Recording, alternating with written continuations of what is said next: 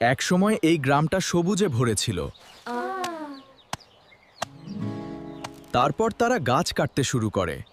ধীরে ধীরে গরম বেড়ে গেল, পুকুর শুকিয়ে গেল, আর গ্রামের মানুষ কষ্টে পড়ে গেল। একদিন স্কুলের শিক্ষক বললে, একটা গাছ শুধু ছায়া দেয় না, একটা গাছ ভবিষ্যৎ বাঁচায়। কথাটা মনে গভীরভাবে লাগলো। পরের দিন সে বাড়ির পাশে একটা ছোট আম গাছ লাগালাম। গ্রামের মানুষ তাকে দেখে হাসলো। কেউ বলল, একটা গাছ লাগিয়ে পৃথিবী বদলাবে নাকি? আমি কিছু বললাম না। প্রতিদিন গাছটাকে জল দিতাম, যত্ন করতাম। কয়েক মাস পরে ধীরে ধীরে আমার দেখা দেখি গ্রামের আরো কয়েকজন গাছ লাগাতে শুরু করলো।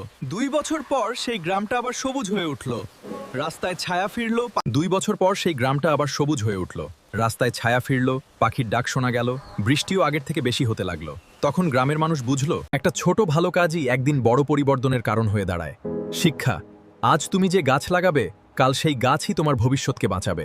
এই ভিডিওটা যদি তোমার মনে একটু হলেও ছুঁয়ে যায়, তাহলে পাশে থেকো, সাবস্ক্রাইব, লাইক আর শেয়ার করে ভালোবাসা দিও।